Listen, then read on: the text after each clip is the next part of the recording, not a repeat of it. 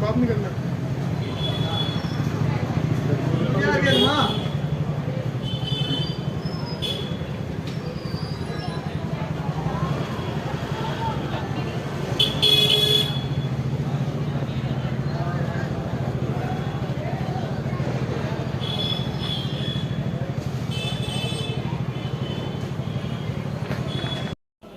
Kailash ji, OPS के नाम पे कई संस्थान खुले हुए हैं देश भर में, प्रदेश भर में, तो किस तरह लोग असली ओपीएस को जाने, क्योंकि जो कि ओम प्रकाश जी ने स्थापित किया था, जब ओम प्रकाश जी की आत्मा बसती है, तो कहाँ जाए ओम प्रकाश जी की आत्मा के दर्शन करने के लिए?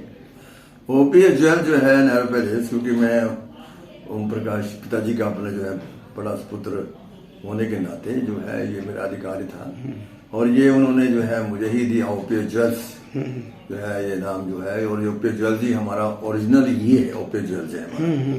क्योंकि बाकी जो लोग हैं उनके पास ओपीएस अब रहा नहीं है, उनको तो ओपीएस उन्होंने कोई दुकानों के नाम भी चेंज कर दिए हैं उन्होंने, तो ओरिजिनल जो है ना ये दुकान ओपीएस ज्वेल्स नेहरू पैलेस ही है, और पानीपत में शोरूम है हमारा, दोनों यही नाम है हमारे। तो अभी सब लोगों की जानकारी के लिए आप जो भी देख रहे हैं इसको, उनसे यही अनुरोध है कि ओपीएस ज्वेल्स नेहरू पैलेस और ओपीएस ज्वेल्स पानीपत पे ही भरोसा ट्रस्ट कीजिए, और आपकी आशाओं में, उम्मीदों में, विश्वास में हम लोग पूरा उतरेंगे, ऐसा हमारा प्रयास रहेगा। Thank you. करनाल में 100 साल से अधिक पुरानी शॉप ओपीएस ज्वेल्स है, जिसका एक गुणवत्ता है, एक साख है, जिसका मार्केट में एक साख है, और जहाँ भी गुणवत्ता की बात आती है तो ओपीएस ज्वेल्स का नाम आता है।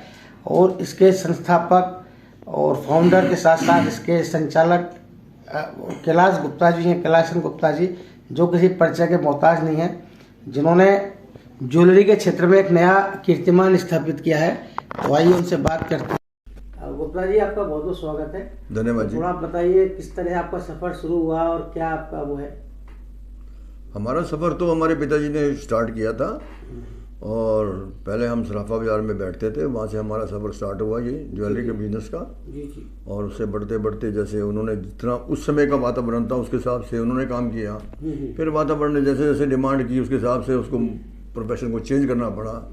और चेंज करने के पश्चात जो है 2005 में हम लोग जो है नेहरू पैलेस में आ गए, ओपीएस ज्वेल्स नेहरू पैलेस, और तब से हम लोग यहाँ पर एस्टेब्लिश है। और उसके बाद फिर हमने कुछ समय के बाद 5-6 साल के बाद हमने पानीपत में शोरूम बनाया रामलाल चौक पर, और इस समय हमारे 2 शोरूम हैं, और इसमें मेरे दोनों लड़के अमित बंसल और विकास बंसल दोनों अच्छी तरीके से उनको संभाल रहे हैं।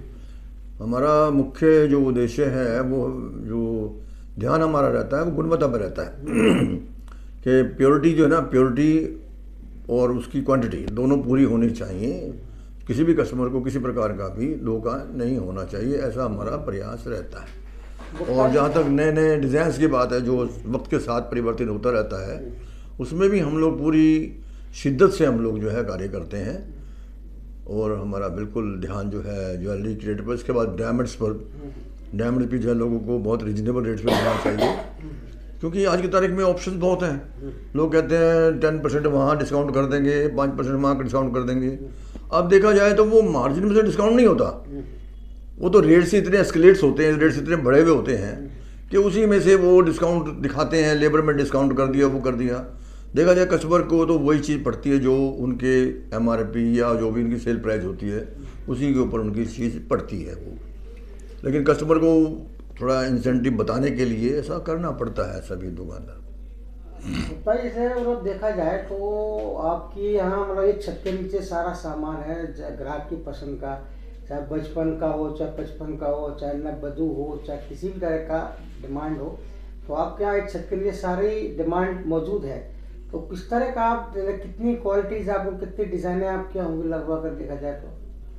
देखिए, ऐसा हमारा प्रयास रहता है कि देखिए कस्टमर की डिमांड्स होती हैं, उसमें सिल्वर की डिमांड्स भी हैं और गोल्ड ज्वेलरी की डिमांड भी हैं, बच्चों से लेकर के बड़ों तक सभी की डिमांड डिफरेंट होती है। और आज बच्चा बहुत चूज़ी है, क्योंकि गूगल पर हर चीज़ मौजूद है, नेट पर मौजूद है, उसके हिसाब से भी डिज़ाइन जो है ना वो बनाने पड़ते हैं, देखने पड़ते हैं।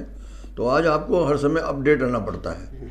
ये नहीं है पहले ये कहते थे कि चलो जी हम ऑर्डर लेकर के आपको बना देंगे, वो ज़माना अब नहीं है। कस्टमर चाहता है कि मुझे डिज़ाइन बना हुआ दिखाइए, क्या आपने बना रखा है और क्या बनाना चाहते हैं, मैं क्या चाहता हूँ और आपने क्या बना हुआ है, ये चीज़ है। तो अब तो समय बिल्कुल परिवर्तित हो गया है। तो यदि देखा जाए तो आपका जो इसका है, मतलब आपको पिछले दिनों पुरस्कार भी मिला, राष्ट्र का पहला पुरस्कार मिला डिजाइनिंग ज्वेलरी में प्रगति मैदान में। तो किस तरह से लेते हैं आप जो उसको? हमारे को ये पुरस्कार मिला, देखिए आप ये देखिए सर्टिफिकेट ऑफ ऑनर्स है, विनर्स है in the category of the excellence in design and gold necklace and bangle सूत्र। और दूसरा सर्टिफिकेट है certificate of honour in category of the design जड़ाऊ बैंगल ब्रेसलेट्स। ये हमारे को अभी जो है ये दिल्ली में कंपटीशन हुआ था, तो उसमें 30 सितंबर को, तो उसमें हमारे को ये दोनों अवार्ड मिले हैं, हमारी गुणवत्ता के कारण मिले हैं। तो आप इसे डिजाइनिंग आप क्या बाहर से कराते हैं, आपके घर के लोग डिजाइनिंग करते हैं? हमारी अपनी मैन्युफैक्चरिंग भी है।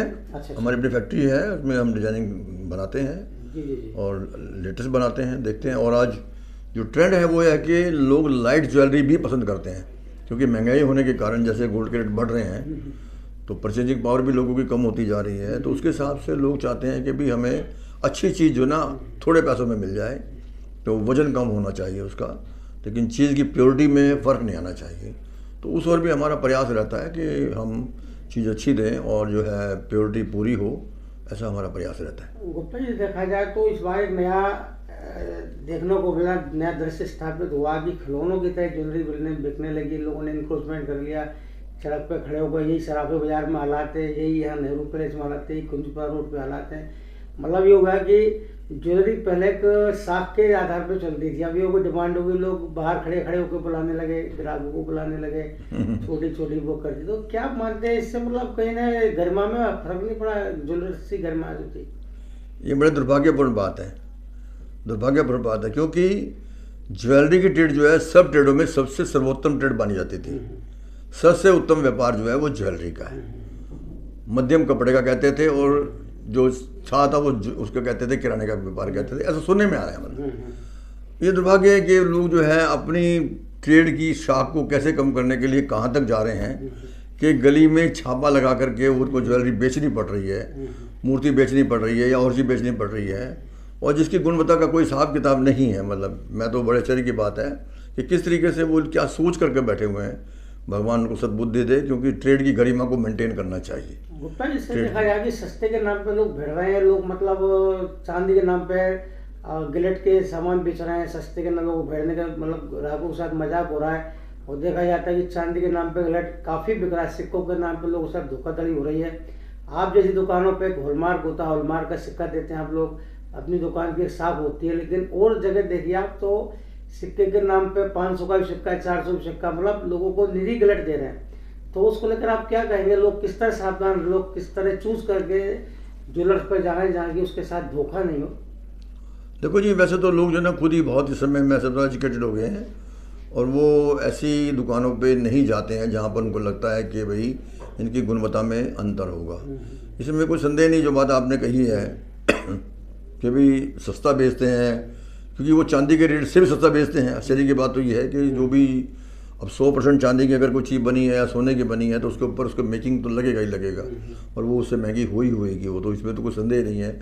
जब वो उसके रेट तक ले आते हैं और उसकी प्योरिटी को कम कर देते हैं, तो जो समझदार कस्टमर है वो ज़रूर इस बात को सोचेगा कि ये क्यों बेच रहा है इस तरीके से, क्योंकि ये केवल दिवाली पर ही, धनतेरस पर ही ऐसा होता है, सारे साल नहीं चल सकता ये।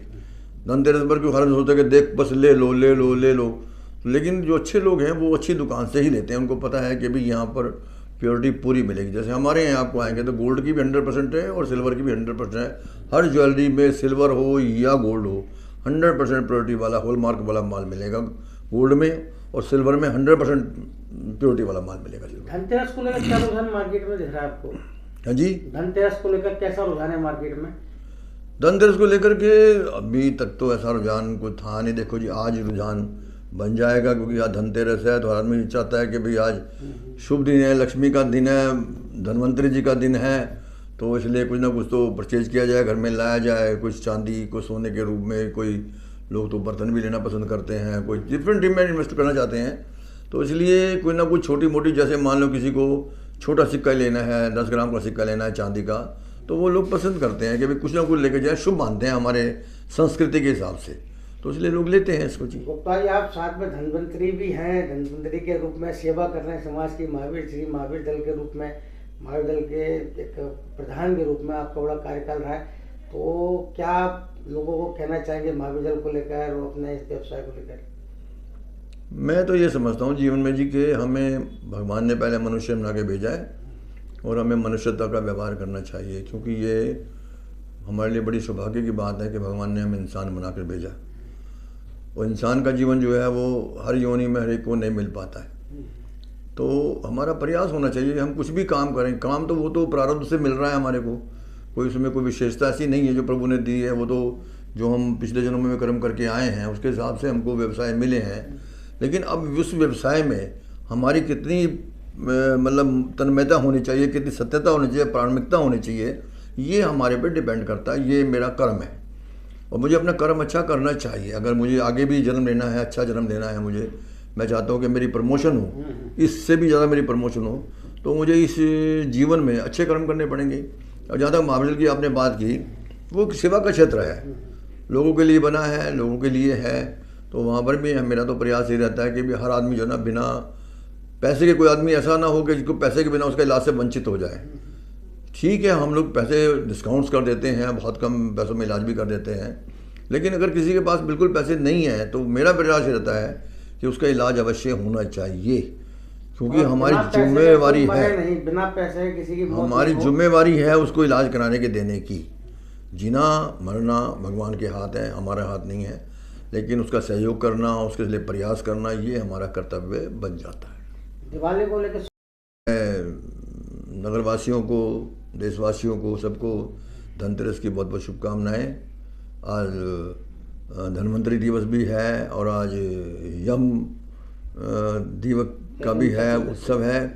तो आज देखा जाए तो वजह देखा जाए तो ये कार्तिक का महीना है, ये पूरा महीना ही उत्सव का महीना है, और कार्तिक के महीने में ही भगवान ने ऐसी कृपा की है कि सारे उत्सव इसमें आते हैं। शस्त्रों की पूजा इसमें होती है, गोवर्धन की पूजा इसमें होती है, और अन्नकूट इसमें होता है, भैया दूज इसमें होती है, और क्या नाम है, जो माताएं नारियल रखती हैं ना, वो व्रत क्या होता है, करवा चौथ इसमें होता है, होली इसमें होती है, दिवाली इसमें आती है, मतलब नाना उत्सव इसमें आते हैं। ये हमारे देश की बड़ी गरिमा है, बड़ा गौरव का ये महीना है। मैं तो उसको अमृत माह कहता हूँ, अमृत माह कहता हूँ। और हमने तो गीता मंदिर सेक्टर 13 में, वहाँ पर 1 महीने से यज्ञ चल रहा है। प्रातःकालीन 6 बजे प्रारंभ करते हैं और 7 तक करते हैं, और लगभग 100-150 लोग होते हैं, जो माताएं भी होती हैं, बड़ी बुजुर्ग भी होती हैं, बच्चे भी होते हैं, और हर रोज़ प्रातःकालीन ठीक 5:30 बजे वो मंदिर पहुँच जाते हैं। वहाँ पर स्वस्ति वाचन होता है पहले, उसके बाद जो है ना फिर क्या नाम है, लक्ष्मी जी का पूजन होता है, फिर नारायण जी का पूजन होता है, भगवान शंकर का पूजन होता है। उसके बाद फिर हम गीता जी के अध्याय से श्लोक जो भगवान ने गीता जी में हमारे कलयुग के प्राणियों के लिए गीता का प्रादुर्भाव हुआ। देखा जाए तो गीता जी तो थे, वो द्वापर लोगों के लिए नहीं थी, वो तो कलयुग के प्राणियों के लिए थी। तो इसलिए कलयुग के प्राणियों के लिए हम गीता जी का जो है वो उसमें उसके श्लोकों से आहुति करते हैं। और हम लोग फिर जो दुर्गा सप्तशती जी है उसके भी उनके मंत्रों के द्वारा भी करते हैं, गायत्री से भी करते हैं, ताकि हमारा जीवन अच्छा बने, हम सब तंदुरुस्त रहें, निरोग रहें, स्वस्थ रहें, और हमारे देश में भी एक अच्छा माहौल होना चाहिए। देखिए, देश में अगर अच्छा माहौल नहीं होगा तो देश तरक्की नहीं कर पाता है, लोग ढंग से रह नहीं पाते हैं। देश में शांति होनी चाहिए, शांति है तो प्रगति है, शांति से प्रगति होती है। अगर हम देश को अपने आगे बढ़ाना चाहते हैं तो हमें शांति रखना पड़ेगा, भाईचारा बना के रखना पड़ेगा। झगड़ा कटुता थोड़ी देर के लिए अच्छी होती है, लेकिन बहुत लंबे समय जब चलती है तो फिर वो एक अग्नि का रूप ले लेती है, और अग्नि का काम है विध्वंस करने का, जलाने का काम है, और जल करके आदमी राख ही होता है। ऐसे देशों का हाल है। तो इसलिए हमारा तो यही सबसे है कि अभी सब स्वस्थ रहें, निरोग रहें, प्रसन्न रहें, आनंद रहें। ऐसी भगवान से सबके लिए प्रार्थना करते हैं, आपके लिए भी करते हैं कि आप भी स्वस्थ रहें।